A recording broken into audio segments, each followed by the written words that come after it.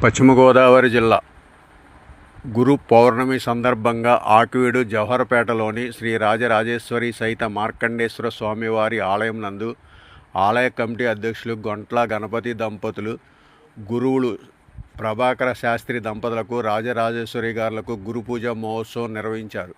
పూలదండలు వేసి శాలువాతో ఘనంగా సత్కరించారు. భక్తులకు అన్నప్రసాదాలు అందించారు. కార్యక్రమంలో భక్తులు పాల్గొన్నారు. ఈరోజు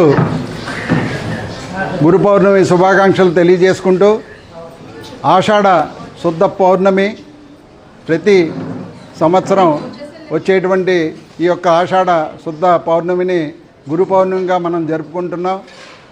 ఆనాడు వేదాంగాలను విభజించి మహాభారతాన్ని మనకు అందించినటువంటి మహాపురుషుడు వేదవ్యాసుని స్మరించుకుంటూ ఆయన జన్మదినోత్సవాన్ని మనం గురు పౌర్ణమిగా జరుపుకుంటున్నాం. గురువు అంటే అజ్ఞాన అంధకారాల నుంచి మనల్ని బయటికి తీసుకొచ్చి జ్ఞానం వైపు నడిపించేటువంటి ఒక సాధనం. మరి ఆయన యొక్క గురువు యొక్క శుశ్రూషతో, గురువు యొక్క కరుణా కటాక్షాలతో ఈ సంసారం అనేటువంటి ఈ నావని దాటుకుంటూ పరబ్రహ్మను చేరుకునేటువంటి విధంగా మరి ఈ గురు పౌర్ణమిని పురస్కరించుకుని గురువునికి ధన్యవాదాలు తెలియజేసుకుంటూ, గురువుకు మనం మన యొక్క భక్తి ప్రపత్తులను చాటుకుంటూ చేసేటువంటి మరి పర్వదినం ఈరోజు గురు పౌర్ణమి. మరి ఈరోజు రాజరాజేశ్వరి సహిత మార్కండేశ్వర స్వామివారి దేవస్థానంలో వేంచేసి ఉన్నటువంటి మరి దక్షిణామూర్తి స్వామివారి ప్రత్యేక దేవాలయం. మరి దాదాపుగా ఆంధ్ర రాష్ట్రంలో కాళహస్తి తర్వాత ఆకివీడులో మరి ప్రత్యేకంగా ఒక దేవాలయంతో మరి ఇక్కడ దక్షిణామూర్తిని ప్రతిష్ఠించడం జరిగింది. మరి గురు పౌర్ణమి సందర్భంగా లోక గురువు అయినటువంటి దక్షిణామూర్తి వారికి అభిషేకాది కార్యక్రమములు, అదేవిధంగా సాయిబాబా వారికి కూడా మరి అభిషేకాది కార్యక్రమములు, తర్వాత ఈ యొక్క దేవాలయ నిర్మాణం కర్త అయినటువంటి మా గురువుగారు శ్యామలాంబ సమేత శివానందనాథ స్వామి వారికి మరి ప్రత్యేకమైనటువంటి పూజా కార్యక్రమాలు, మరి ఆయన్ని తలుచుకుంటూ మరి ప్రభాకర శాస్త్రి గారికి వారి దంపతులకు గురు పూజ నిర్వర్తించడం జరిగింది.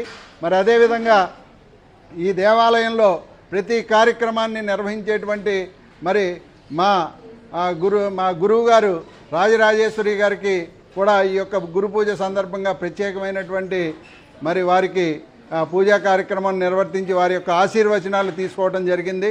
మరి గురువుని ఆరాధించడం ద్వారా సమస్త దేవతలు, అన్ని గ్రహాలు, సమస్త గ్రహాలు కూడా మనకి అనుకూలంగా మారటమే కాకుండా మన యొక్క భవిష్యత్తుని మరి ఎంతో ఉజ్వలం వైపుగా వెళ్ళేటట్టుగా వారి యొక్క ఆశీర్వచనాలు ఈ గురు పౌర్ణమి సందర్భంగా మన అందరికీ కూడా లభించాలని కోరుకుంటూ జై గురు దేవతాభ్యో నమః.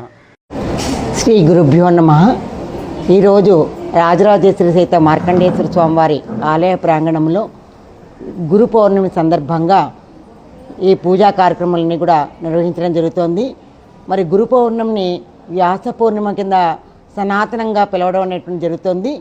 ఎందువలన అంటే వ్యాసుడు యొక్క జన్మదినాన్ని మనము వ్యాస పౌర్ణమి కింద చేసుకోవడం జరుగుతుంది.